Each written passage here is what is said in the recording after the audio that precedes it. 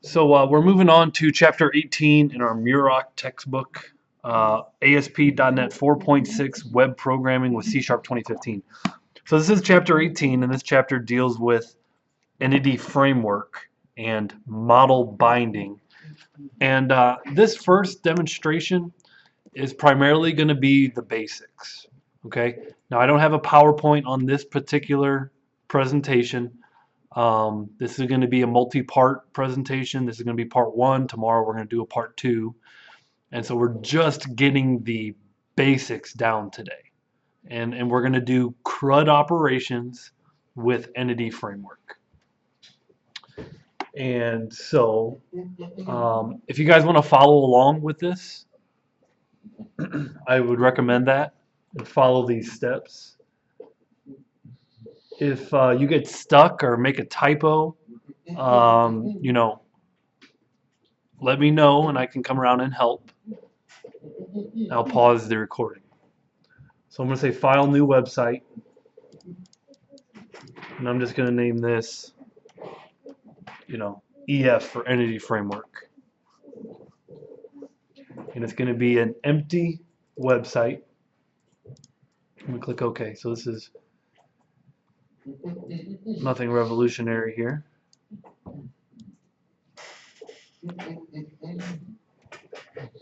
And if you want to follow along in the textbook, the chapter begins on page 640. So go ahead and get out your textbook, because these examples aren't going to be exactly out of the textbook, but you're going to be able to use the textbook as a reference. Okay, so go ahead and pull out your textbook, page 640. And you'll notice early on we're going into a wizard, another wizard.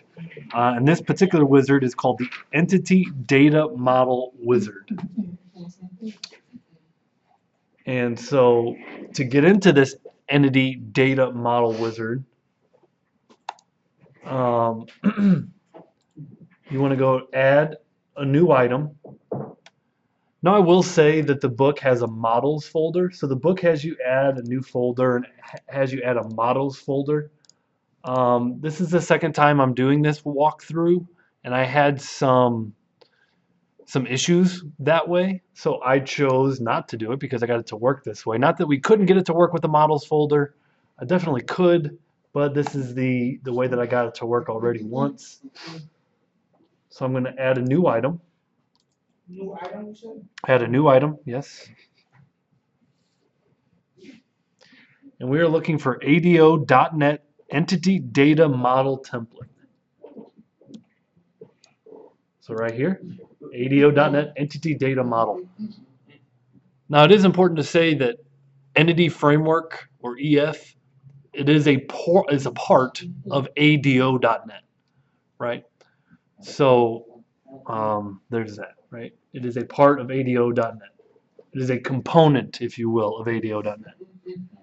And I'm going to name this, instead of model dot, we're working with the Halloween database.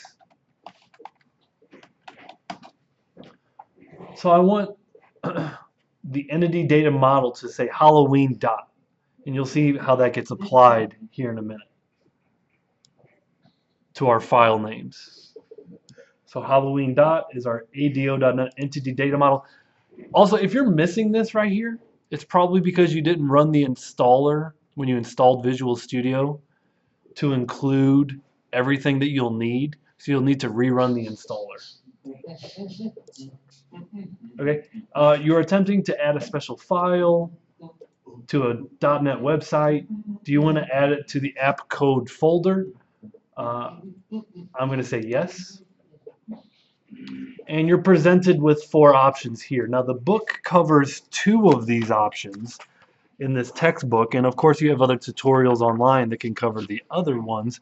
The one that we're going to use is the EF Designer from a database. So we have a pre-existing database that we're going to use, and if you read through this, it says the classes your application will interact with are generated from the model. So this is really interesting. If we have a pre-existing database, and we want to build an application that ties into that database, selecting this option will generate our C# application classes. In other words, if we have a student table, it'll create a student class. And if that student table has relationships, the class will have relationships. And so we'll kind of see how this works. But again, keep in mind, the classes will be generated for you in this model. Now the other example at the end of the chapter is code first from a database. These are the two options that the book covers. We're going to start with this one. And this is nothing new, right? We need to choose our data connection. You know how to browse to your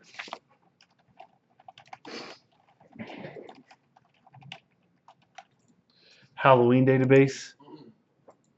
Mine just happens to be connected to an instance of SQL Server. There's Halloween.mdf. If I test the connection, it's good. And in the web config, you want to save your connection as Halloween entities.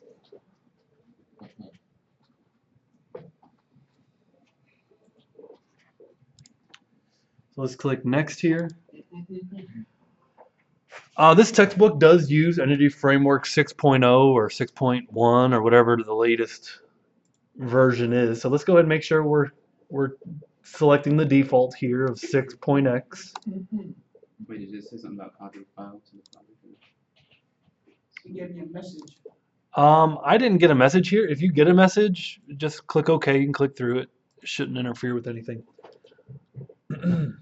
Which version? 6.x is the version. And when you get to here, now we're actually selecting the tables or the stored procedures or the views that we want to include in our model. Well, for our case, we're really working with just a couple of tables, categories table and the products table. And these tables are related through their keys. Okay, and all of these options you want to leave checked, right? So deal with making the names plural. If you have like an array of objects, it's going to be plural, or singular if it's referring to a single object. Include the relationships and the foreign keys, and also if you have any stored procedures and functions, which we don't. Now the model namespace, again, sometimes it defaults. Mine's not defaulting here, so I'm going to change it to Halloween model. Which entity was the framework? Okay, so once we get here, we check these boxes, we leave those checked, we change the model namespace to Halloween model. I'm going to click on Finish.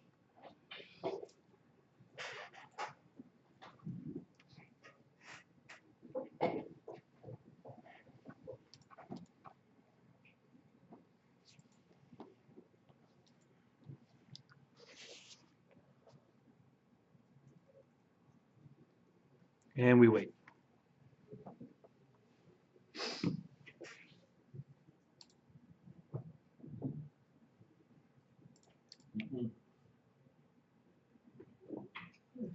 Okay, and the first thing that pops up is a UML type diagram of the tables with the relationships, right? So this is a one-to-many relationship.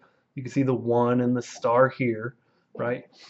One category, maybe the special effects category, can have many products. He gave me a security warning. And if you get a security warning, that's fine. Just click OK, yes, through the security warning. Again, the textbook goes into a little bit of detail about why there's a security warning, but in a nutshell, you just click OK. Many products can have one category. So there's one-to-many, many-to-one relationship. You can see this file extension .edmx, right? Yes. And you could see where this file's at over here. I don't know why it's taking so long to close. But again, here's the EDMX file that it generated. I'm not sure. Yeah, it might be some other. Inside of here, there's a Halloween.tt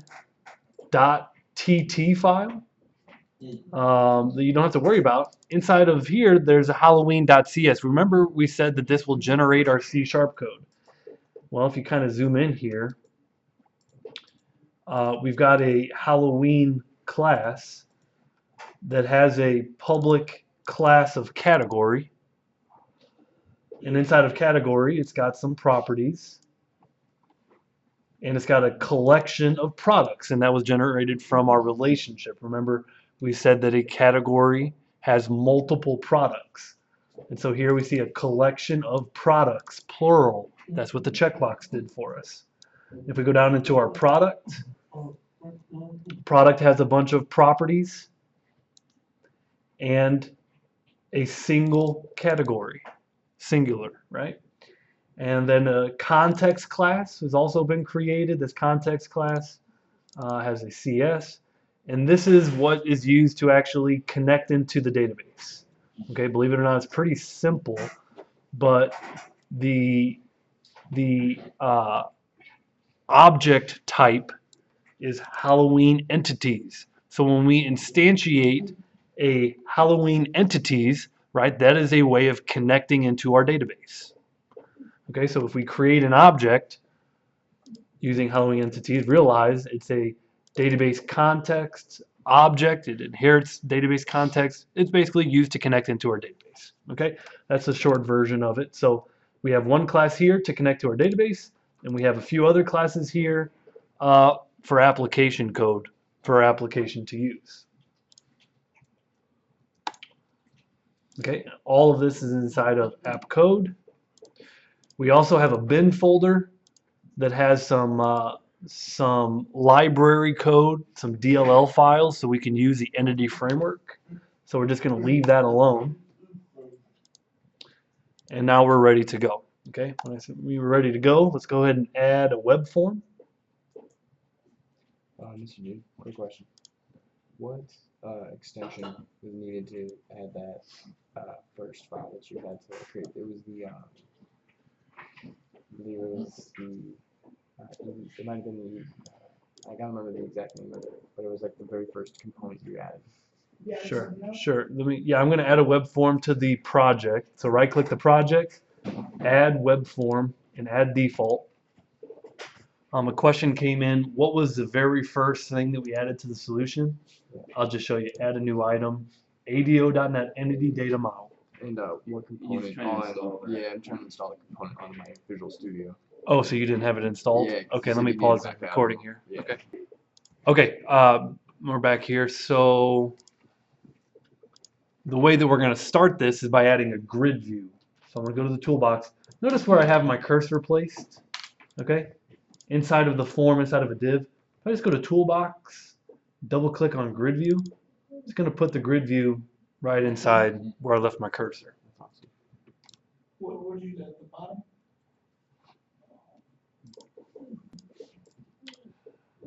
So I do have a grid view. We're not going to configure it through the smart tag much. Most of what we're going to be doing is going to be either through the properties window or through code.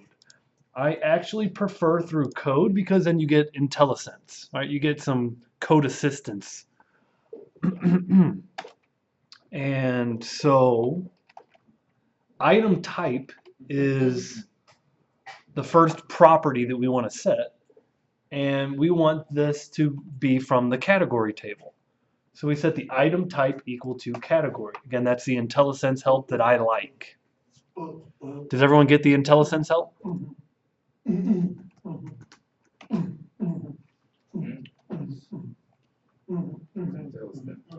IntelliSense is the code assistance where you start typing, it gives you suggestions. Okay, so that's the item type. Now we're going to actually write a method that returns the data that we're looking for. So we're not using a SQL data source. We're not using an object data source. We're going to write some code. Okay? And the property that we've used before is the select method. So select method equals, and again, because of IntelliSense, you see this little option where it says create new method? Go ahead and create new method. You can see here it's going to use the grid view 1, that's the ID of our grid view, underscore get data.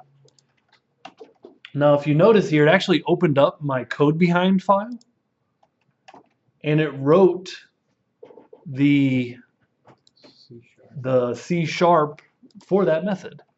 I think they call it a method chunk, I think.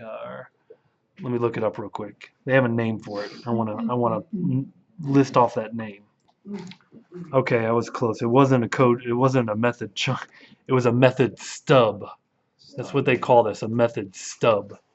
Okay, but they wrote the method header for us, and we're going to come back to this in a little bit, where we're going to actually write the method that gets the data. Again, we're going to be using Entity Framework here. So another attribute, or another property that's really important here is the data key names. And you guys know what that is. The data key names is used for what? Primary key. The primary key. Category ID. Okay. Now you're going to find if you leave this off, it definitely causes issues along the way. So you definitely want to include the data key names for our grid view. And I'm going to leave it at this point. We're going to come back and customize this a lot more, this grid view. But now let's go ahead and write some C# code.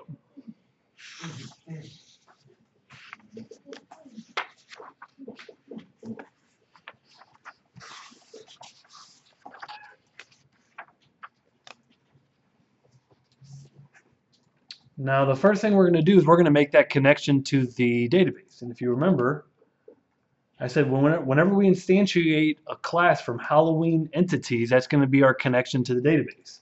So we're actually going to name it DB equals new Halloween entities. Okay, now obviously we're not returning anything yet, so that's why that's erroring out.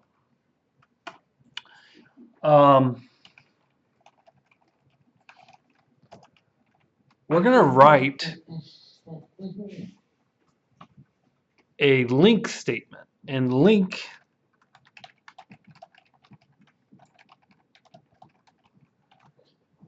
stands for language independent query. And so link can be used to query a database just like SQL can, but link can also be used to query, oh, I don't know, an array or a collection of some sort or an XML file.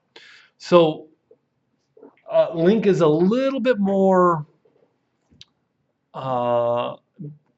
useful in other situations besides databases. Okay. Also, it's referred to as language independent, meaning whether you know C# or Java or PHP, you should be able to use link. Okay, so where you're going to find this actually kind of simple because SQL is select keyword, select your columns from the tables where the condition exists. Link is just the opposite, from where select. So it's the same keywords. It's very SQL-like. It's just the order is a little different, and you'll see what I'm talking about. So I'm going to return, that's our C# keyword, because this method has to return something. Notice we start with the keyword from, and we just give it a variable name. We say C for category, right? Since we're working with a category, we know that C represents a category. So this is just a variable name. It could be whatever you want. It could be pizza pie. Doesn't matter. from C. This is case sensitive. Yes. In DB, now we've made a connection into our database and we have a categories table. And we're going to include products. Okay. Now, this part right here, where we're including products, it includes the relationship. So not only are we selecting the categories, but also if a category has a product, it's also querying that product's table. So it's querying the relationship as well. Okay, the products associated with the categories. Okay, so this is referred to as eager loading. Okay, in the textbook, once you read this chapter, there's different types of ways to load related data. But in a nutshell, products is related to categories, and you can kind of load it all at once, which is eager loading, or you can load it in two different times, which is called lazy loading. This include method basically says, hey, we're doing eager loading. Okay, so we're basically, from this table, including the relationships,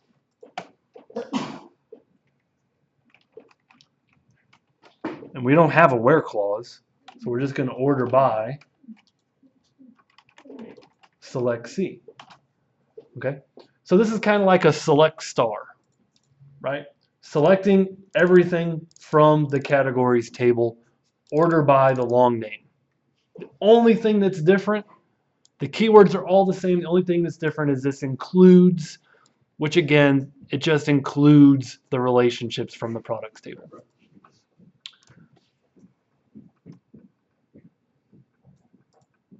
Okay, so now we have a method that makes a connection to a database and returns some data using a link statement.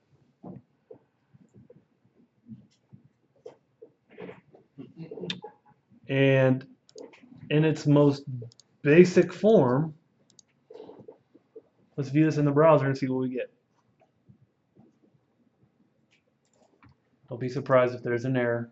Be happy if it works. Okay, so it works. That was fast. Help me. So I'm going to go back to the code and I'll give you guys kind of a minute to kind of look this over and ask questions and catch up.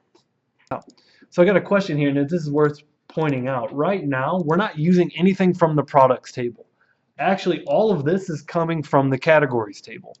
So this includes, right here, this include, we haven't used it yet. We haven't used any of the data that comes from that, okay? But I will point it out when we get there, okay, because it is coming up. Does C mean everything? Is it like Yeah, see, really this is like, okay, select, without a where clause, you're selecting everything.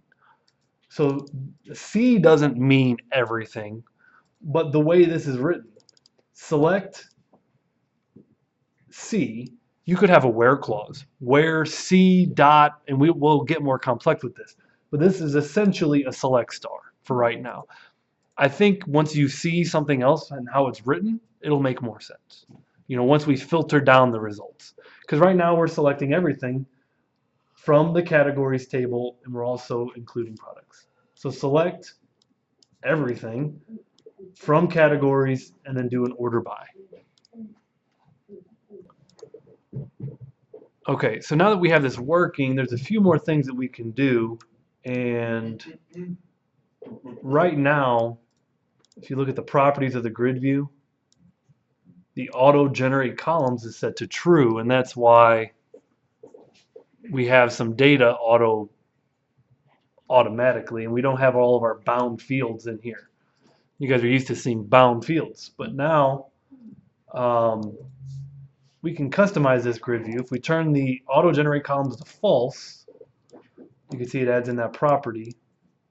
And then we can add in some columns. And inside the columns, as you guys know, are ASP bound fields. You did auto-generating in properties? Yeah, in the properties I did auto-generate fields to false, auto-generate columns, Code, okay, I was looking for. auto-generate columns to false, and then I added columns. And the first data field is the category ID.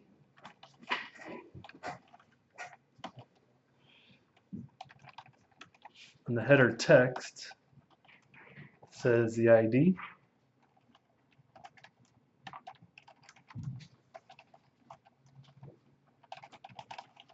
Long name. Header text says long name.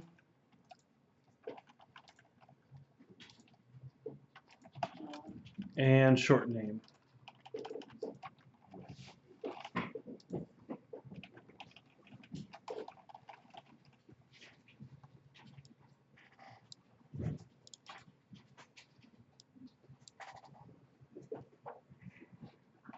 Now, as I take a look at this, you're going to see functionally really no difference other than we get to name our column names. You know, otherwise it should still work. I hope. There it goes. Okay. This is pretty neat though, where we can hand code a template field. So here's how a template field would work. ASP colon template field.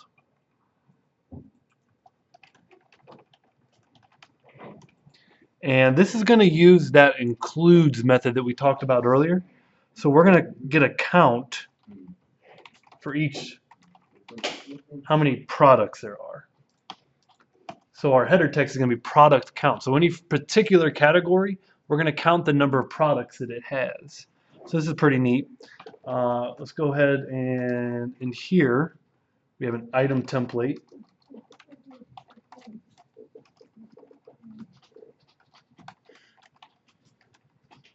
There we go. And inside of our item template, we just have a label.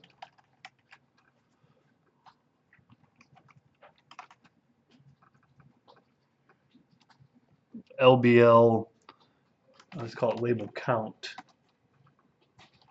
Run at the server. Now this text property is pretty tricky. So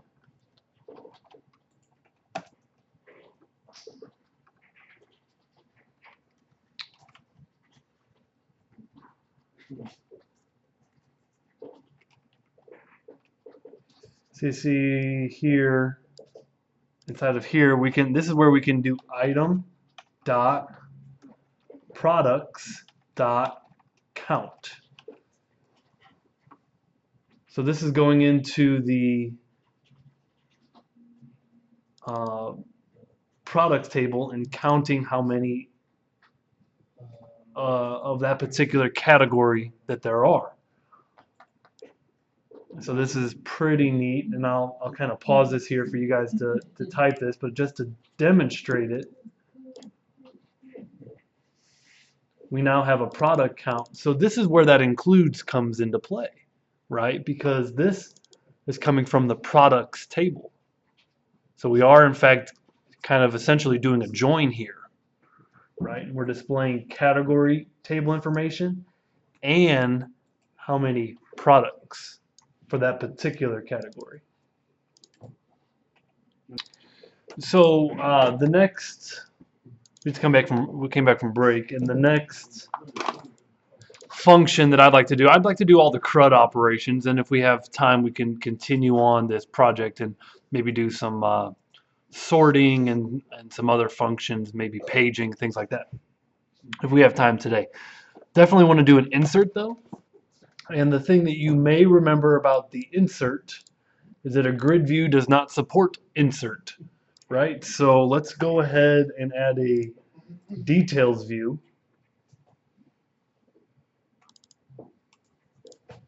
To our project. And let's set some properties, right? And I'll set this in the properties window instead of the code this time. It's going to be the same category ID for the data key names, right? Remember, this is the primary key fields.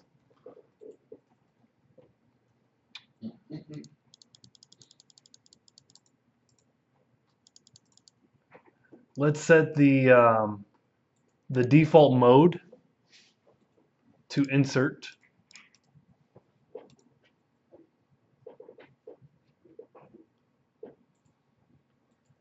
Auto generate insert button to true.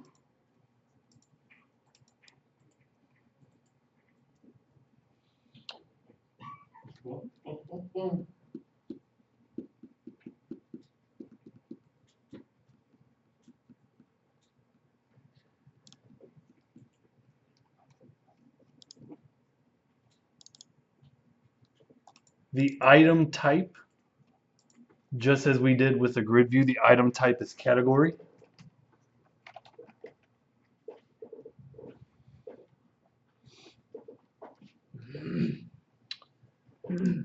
All right, so let's review all those, right? So we have a details view. Auto generate insert button is true. Data key names, default mode, item type, and we're going to go to the insert method equals, and then create a new method.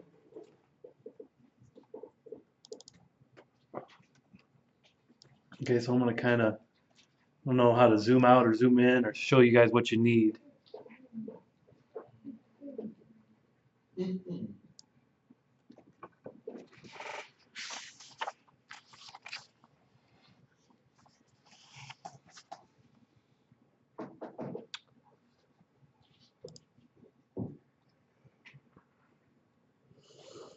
Can you go back one? Do you guys remember the name for this? The auto-generated code? I called it a Stub. chunk, Stub. but it is a method stub. So let me pause the video here and get everyone caught up. Okay, so let's write this method. So notice some auto-generated code here. New category. This is all fine. If the model state is valid, let's go ahead. Just like we did before, you know what we could do? We could change the scope of our Halloween entities. Either you could, I'm just going to copy and paste it, right? So I'll just copy and paste our Halloween entities right here. Whoops, not twice. Okay, you could change the scope so that it's outside at the class level, but I'm not going to do that. Okay, so let's save the changes here, and that's going to look like this. We're going to call db.categories add Did you add the Halloween thing or is that what you did? item. I added the Halloween line. So we're going to call the add method to add the item to the categories collection, and we're going to save the changes, and we're going to data bind our grid view. So grid view 1 dot data bind.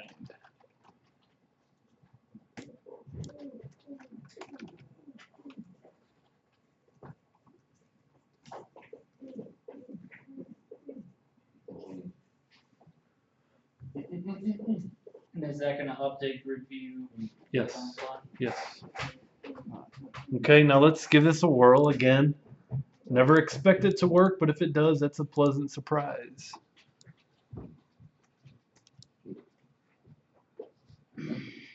What's really interesting is I don't know that I'm using any validation, so I'm not sure why I'm getting that error message, but we know how to fix this. What was the error message? You guys have seen this before. I'm showing you how to take this chunk of code into your web config.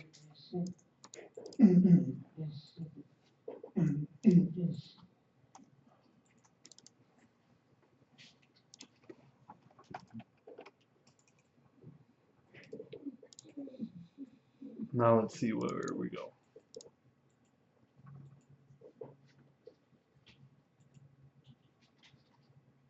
Well, put it in the wrong spot.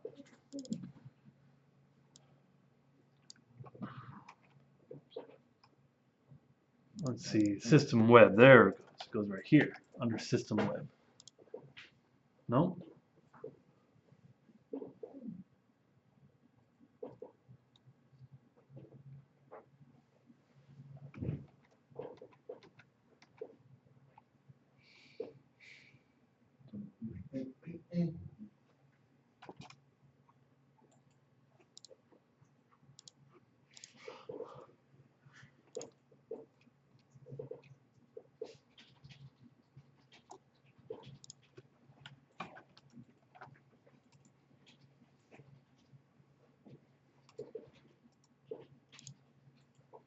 So right after system web. So right after system web is where I put it.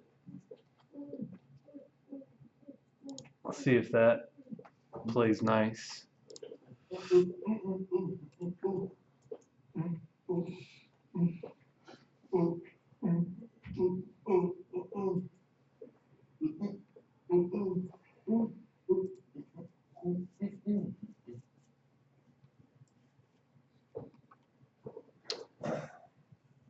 Don't remember having to do that before, but that's okay. So here's our category ID. So I'll say hello world. Hello world.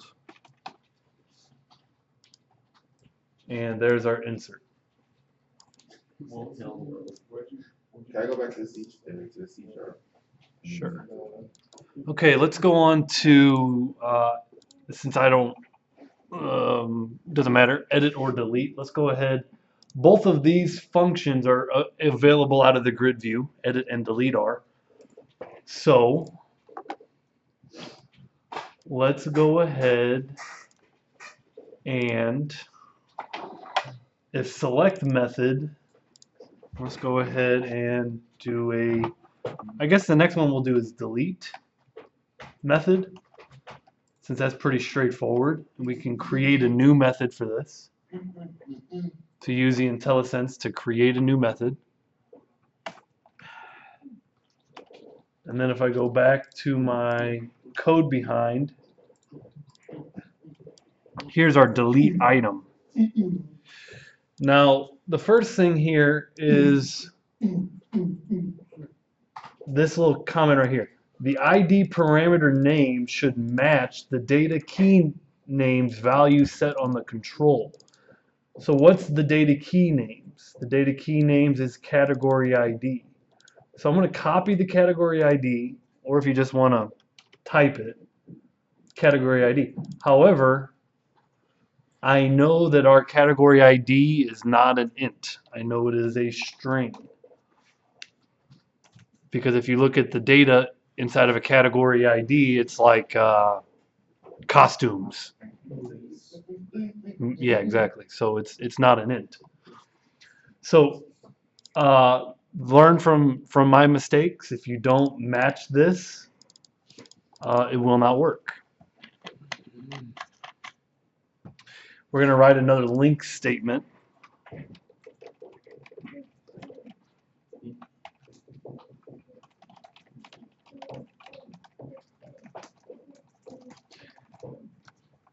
Again, I need to include this Halloween entities right here. So pretty much every time we need to open that connection to the database.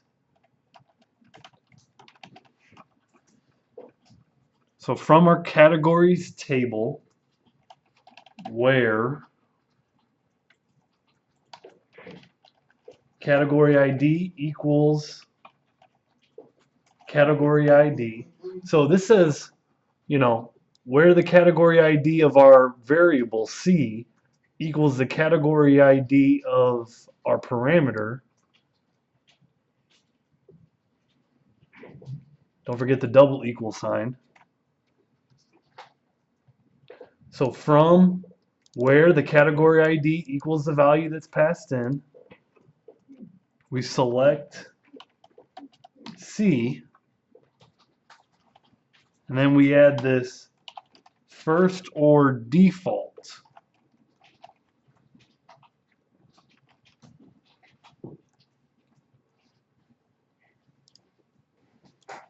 So the way first or default works is it returns the category. It returns the category if it exists, or null if it doesn't. So that's essentially what first or default does. It just returns the category if it exists, null if it does not.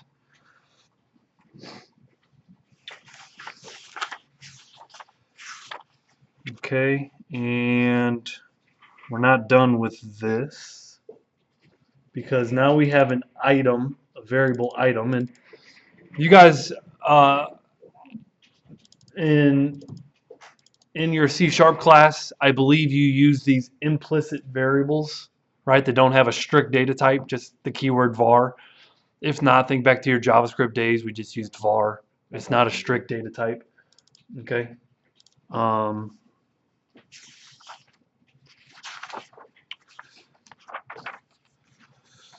now we actually have to update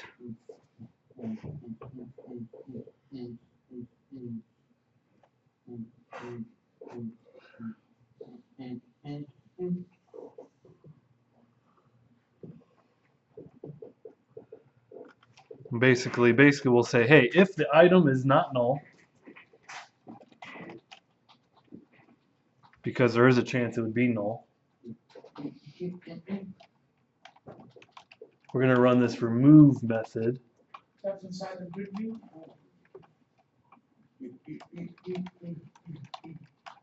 Save the changes, and data bind, don't forget your semicolon, grid view 1 dot data bind. Okay, so the delete code's relatively simple. We run a link statement, so we open a connection to our database. We run a link statement to select the category that's been passed in, stored in a variable. If that variable is not empty, we remove it, we save the changes, and we data bind. All that's left is on our grid view,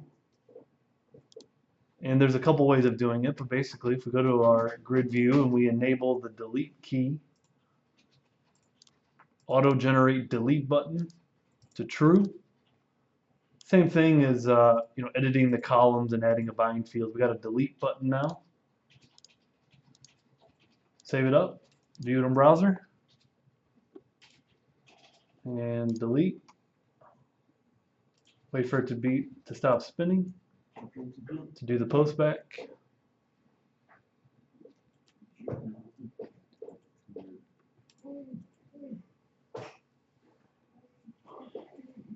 There we go. So the delete worked. Okay, so we're ready to move on, and it's not much more complex, but the code is a little bit slightly more complex for the update. Okay, while I'm in here, auto generate the edit button. I'll turn that to true. Right, so our grid view now has an edit. If I go into source code and I want to have a method that updates the item, so it's an update method equals create new method. Okay, so we're looking for the update item. Again, it kind of jumps us into this. So just out of the box, the stub, if you will, the method stub's a little bit more complex. Again, the ID parameter should match the data key name set on the control. So we know that this is a string category ID, just like it was on the delete item.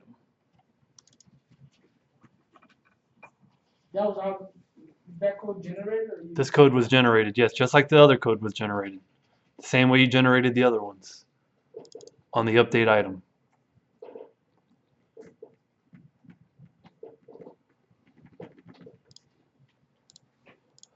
Okay, so moving back here, for writing the update item method,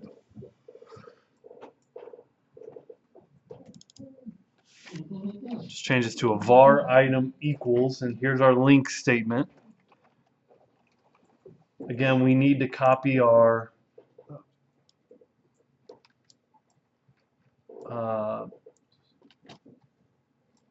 Halloween entities object over.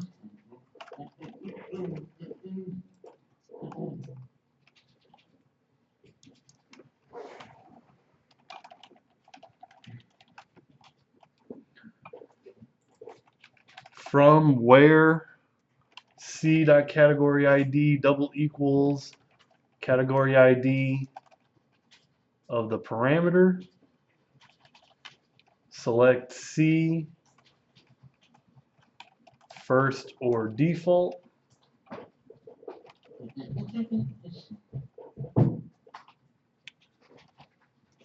If the item is null, the item with the ID was not found. Now, this is just a placeholder, right? So this is just a category ID. This is just our placeholder. Instead of ID, this just says category ID. So that's the only thing that needs to be changed in the if statement. Try update model item. This is good. If the model state is valid, now we save the changes. db.savechanges. Grid view bind. And grid view bind.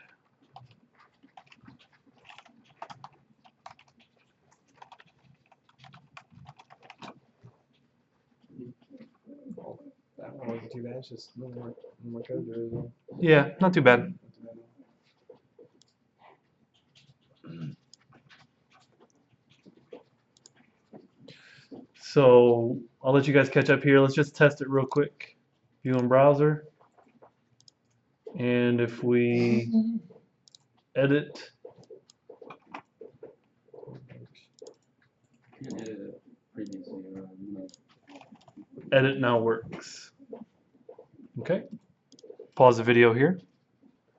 Okay, so now that we've done the 4 CRUD operations on this video, I think it's a good stopping point.